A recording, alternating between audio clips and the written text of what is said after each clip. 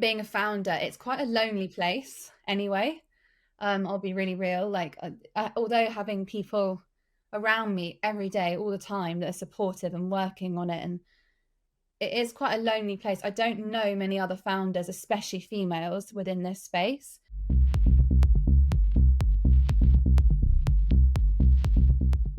So, as someone who was a young girl and a teenager told to avoid exercise and health at all costs, you've now forged a very successful career in health and well-being. Tell me about that. How did you go from being someone who couldn't exercise into someone who thinks and does it every day?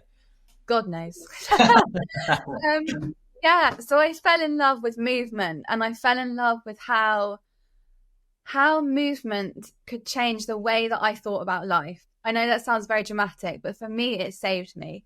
I then became a PT a long time ago now, over 12 years ago. And I started to train people who were either clinically stressed, hitting burnout, or people with conditions such as ME, CFS, heart conditions, stuff like that. And I really found an absolute fascination with helping people who are kind of stuck, or kind of there's no way out, they're on the hamster wheel, or they've got this condition, so therefore they can't do this and they can't do that. Finding them their own unique recipe, I call it, to being fit and well. No one size fits all. We all know that. And now I want, ARVRA is all about that. So I created ARVRA. We founded it 2.5 years ago now.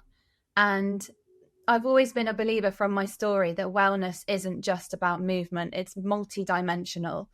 And unfortunately, the wellness industry, in my opinion, has become very privileged, very overpriced, and very inaccessible for people who are not in that top 5% of fitness freaks, It's where do you start? There's too much information. There's too many fads. There's too many quick fixes. So I wanted to create a place that had all dimensions of wellness under one easy roof for people to access and create their own little ARVRA recipe with. So fitness, nutrition, hormones, finances, CBT, NLP, recipes, you name it, it's all under there. And yeah, it's going really well. I really enjoy it. I think because of my story, I have such a strong purpose and such a strong passion for helping people find their inner strength. It's not about aesthetics, ARVRA. It's not about how much you can lift. It's about finding your way to feeling the healthiest you've ever felt. You're relatively new then, 2.5 years. Are there anything looking back? I guess you're not at the point yet where you're pulling your hair out going, I'm crazy, what was I thinking? You're still very much But are there any kind of real, I'm asking this more for people who might be very passionate about health and wellness and want to set up their own business, because obviously it's innovation that is driving this industry forward. What are your kind of key takeaways 2.5 years in about what it actually takes or what's involved to get an idea on a bit of paper into a real life business? I'll be a realist, shall I?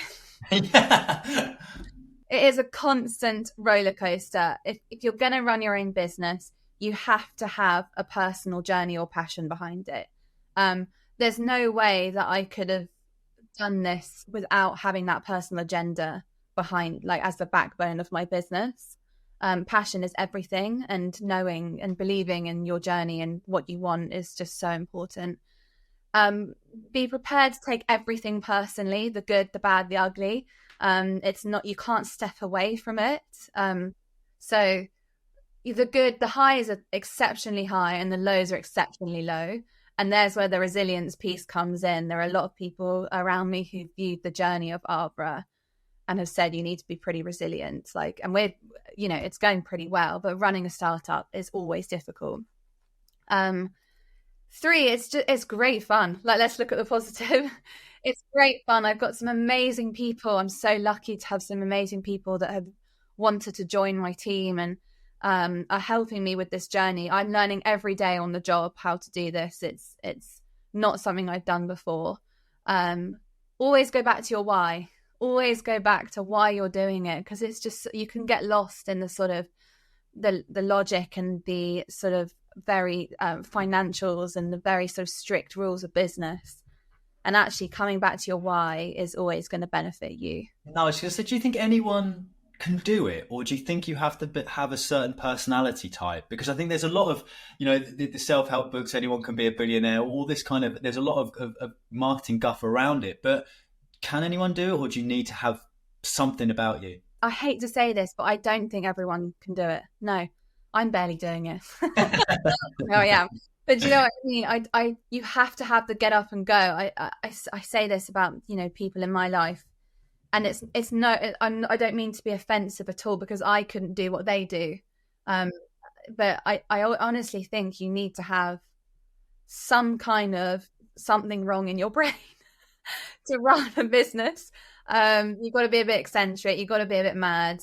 And you have to have your self-motivation up here.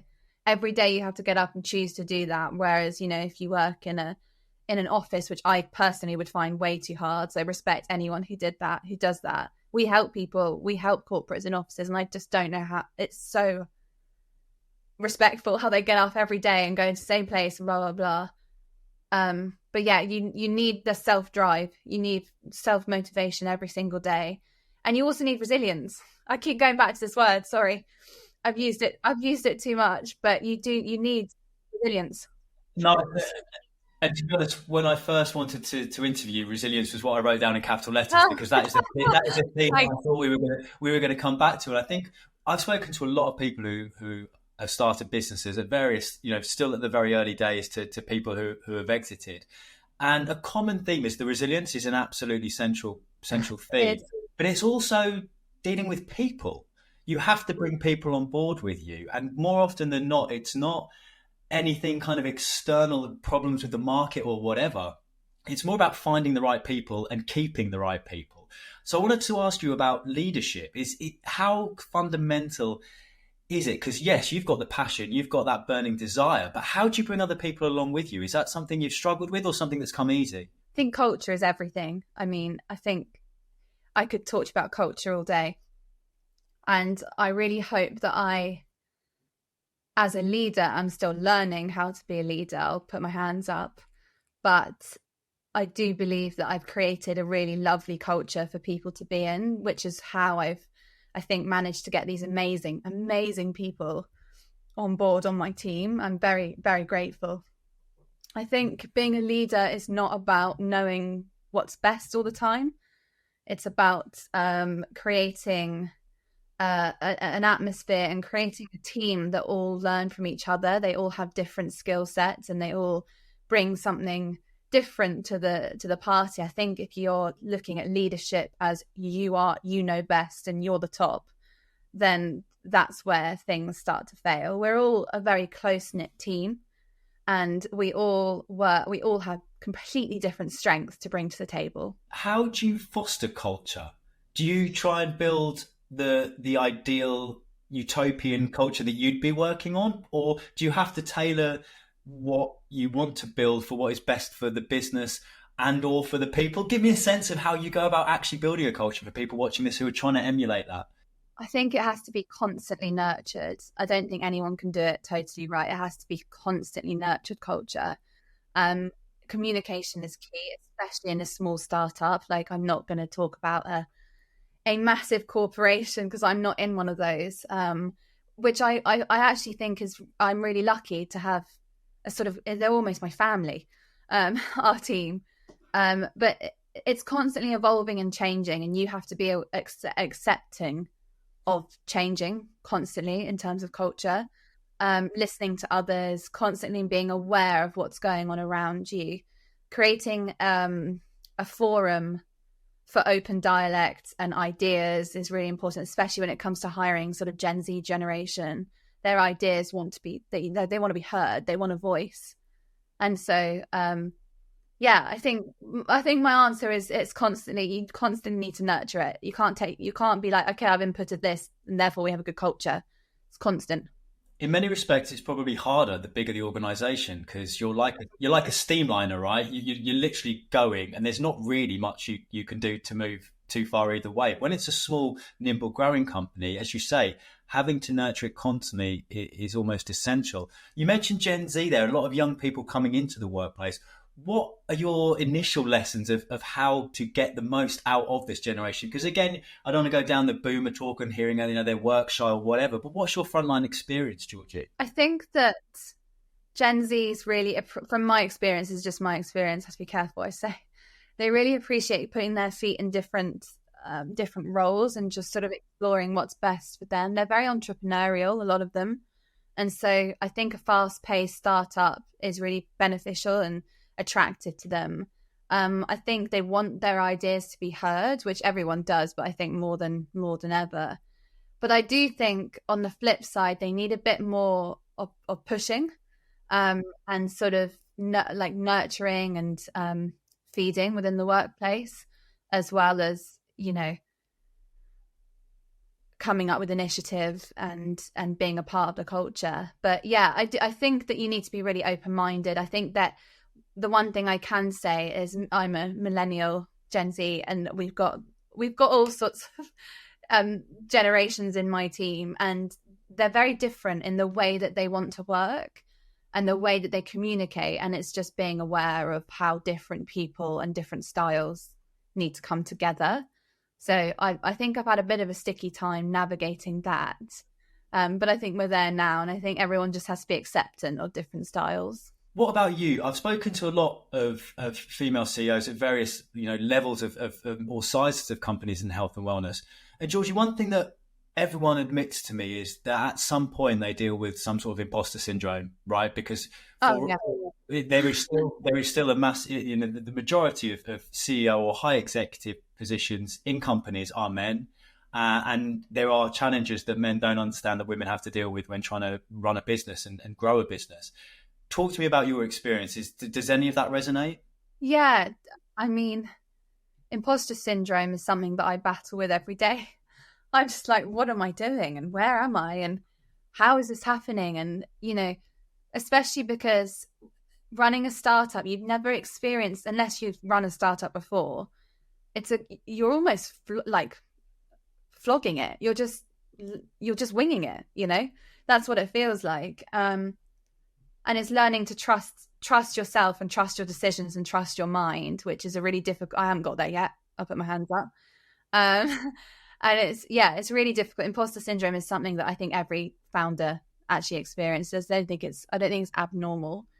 Being a female in this industry, especially tech, is really interesting. Don't get me started. Well, no, do you know what? I'm absolutely going to get you started, because there is no sitting on the fence here. But I think it's really important, conversations like this can happen, because I spoke to Sam Deckenbell, the CEO and co-founder of Fitness Genes, and her concern was that a lot of young girls are maybe not going into STEM at university, or not starting a business, because it still feels like they don't have a place. What's your take? You having started a business in a tech space in wellness, what are the is there a glass ceiling you're still bumping up against? What are the obstacles you've had to overcome that a man wouldn't have done? I think that in tech, I'm one of a minority in wellness tech as a female. I wasn't super aware of that at first. I'm very aware of that now. The one thing that I would say I come across is when I'm pitching to companies. As a founder, I'm quite removed usually from this, but when I'm pitching to companies, I can be very judged on being young and being female when I'm pitching to corporates such as law firms or big corporations, big property firms. I sometimes feel, I sometimes know that I'm being quite judged. I'm quite bubbly. I'm quite unique. I look quite young, and I think that can come across as quite a little much for very senior corporate style decision makers. The second thing I would say is, in terms of being a founder, it's quite a lonely place anyway. I'll be really real. Although having people around me every day, all the time, that are supportive and working on it, and it is quite a lonely place. I don't know many other founders, especially females, within this space. So it can feel quite lonely at times. And I think that there needs to be more of a sort of unity between female founders. I would love to, when I have the time, start something along those lines. But But yeah, I think, and also there's a lot of competition, and I think I'm of the opinion, let's say, that we should try and work together and try and boost each other.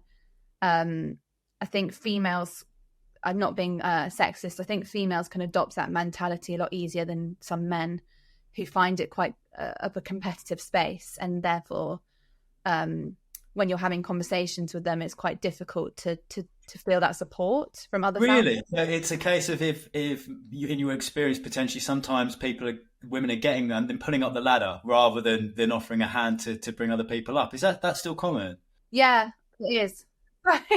Yeah, it is, unfortunately. But yeah, I think, but also on the flip side, it's really cool being a female tech founder, because it's not, not really done. I'm not in the tech industry. I don't know much about tech. I'm, again, winging it. Seems to be going okay.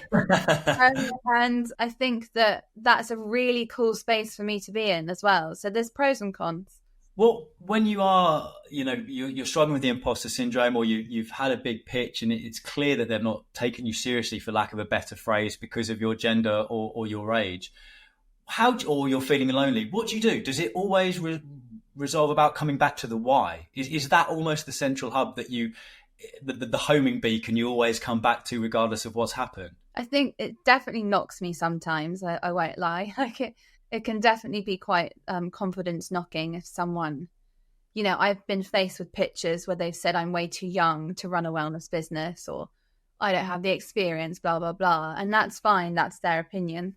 But I think that relying on your story, your why, your emotional experience is far more powerful than any qualifications that you have on paper. And I think that you just need to set yourself back into, why am I doing this? What's the reason I started this? And why do I keep getting up every day and choosing to do this? And it always brings you back down to earth. And then having people around you who really believe in you is just everything. If you don't have that, I don't know, that would feel awful. So having people who believe in your vision, who believe in you as a founder, is super important when it comes to imposter syndrome. You mentioned your why, and specifically around, wellness being very expensive, only available to the privileged, and that seems to be the direction of travel. What do we do about it, Georgie? How do we make some of these groundbreaking innovations more accessible, and potentially to the people who actually need them most, are the ones who can't afford it? How do we square that circle? It needs to be more accessible. That's the one thing. It's almost intimidating, wellness, I think, the wellness industry at the moment. Do you think that's deliberate? Do you think it's deliberately positioning itself as you can't come in? It's a big industry with big monetary needs and a lot of greed, right? So the top 5%, they have money, they know what they're doing. They can buy I won't name names, they can buy a $4,000 bike and put it in their homes. They can hire a nutritionist and a meal service to their door. They can go to therapy because they can afford £80 an hour. And they're privileged enough to be potentially educated on how to look after themselves, self-care, how to care for a family, stuff like that. Unfortunately, there's 95% of the population who don't have access to that. And there's not anything done for them. There's gym memberships, but they're 40 quid plus per month. What if you can't afford that? What if you don't want to go to a gym? And what if you don't know what you're doing in a gym? Therefore, that rules you out. There's a big market of 87% of people, I think, who don't use the gym. So what are we doing about those people? And that's where ARVRA wants to be. I mean, we're just about to start working with the NHS, which is a full circle dream come true moment for me in particular, personally. And they're the people that need it the most. We've talked about some of the problems and some of the obstacles. Tell me a little bit more about your company and how you propose to find solutions to some of these issues, specifically around the people that needing wellness services getting them. Yeah, so where we sit is preventative. We're there for life's moments. So when life's moments hit you, we want to be that preventative toolbox. We use the word toolbox. So it's one place, there's a trusted marketplace, and it has content and all these dimensions of wellness, but also it has real humans behind it. I think that tech is overwhelming at the moment, and or tech is convenient, it's accessible, it's sometimes free, which is fantastic. But without that human connection, people aren't really engaged or really sort of habit stack or change their habits. So where ARVRA sits is fusing the two together to create a preventative solution. There's so many crisis points out there. We've got an amazing NHS service. We've got GPs. We've got Samaritans. We've got health insurance, stuff like this. Where's the sort of day-to-day preventative that was going to save our country money and save you having to hit crisis point? So that's where ARVRA comes in. And our approach is very, very warm and very sort of from the ground up. So it's building your habit stacking with us, and you're building a sort of long-term sustainable lifestyle with us. I've personally, because I've been in the sort of PR and influencer and fitness industry for a long time, been invited to a lot of events over the years that have fitness devices or new fitness methods that are totally ridiculous for me to be doing with my condition. And there's leaderboards with heart rate monitors, and I'm always last because my heart rate's so low, even though I'm super fit and I'm always never on the leaderboard. I'm always last. And I just think that shouldn't be the case for all. We should feel included and part of it. So where we're trying to create a community for people who don't have the confidence or have a condition or don't know what they're doing when it comes to their own wellness journey, or perhaps don't have the time to bring all of their dimensions of wellness into one place. They can only feasibly focus on fitness or sleep or whatever it is, making it easy and accessible to bring it all together for the best version of yourself. So what's the goal? What's the plan? You're 2.5 years in. If we look into the crystal ball, another 2.5, another 3 years, what's the hope? What's the really big ambition you've got for the company? Yeah, so this partnership with the NHS is super exciting. I hope to grow the trust that we're working and work with them. I want ARVRA to become a household brand. You've got to dream big, right? A household brand helping families across the world, hopefully. Start with the UK, shall we? So it's not so overwhelming. To be that preventative measure. So it's going to help, hopefully, our healthcare service save money, save time, save the overcapacity that we have going on, the obesity epidemic, the mental health epidemic that we're having. That's not going to go away overnight. But what I hope to do is to prevent some people from getting to that point. We're just about to work with the military as well. So the people who really need it the most, and that's what fills my heart with joy, is helping those people that really need it. Do you have all the resource that you need, or are you actively looking for new investment? Give me a little bit of a sense. I know you can't tell me everything, but give me a sense of where you are on that journey and whether you have everything you need. We're currently fundraising, third round now, which is for a new tech development. We really want to gamify the app, so create a reward system, and just develop our tech, evolve our tech a little bit more. Tech's expensive. I'm learning this. What's the appetite been like in investment circles? Because obviously this is such a, wellness and tech together is such a hot industry right now. Yeah. Were there companies knocking down your door to try and speak to you? Give me a sense of what the appetite was like. So our first two investors we found within weeks, which never happens. I'm learning this now.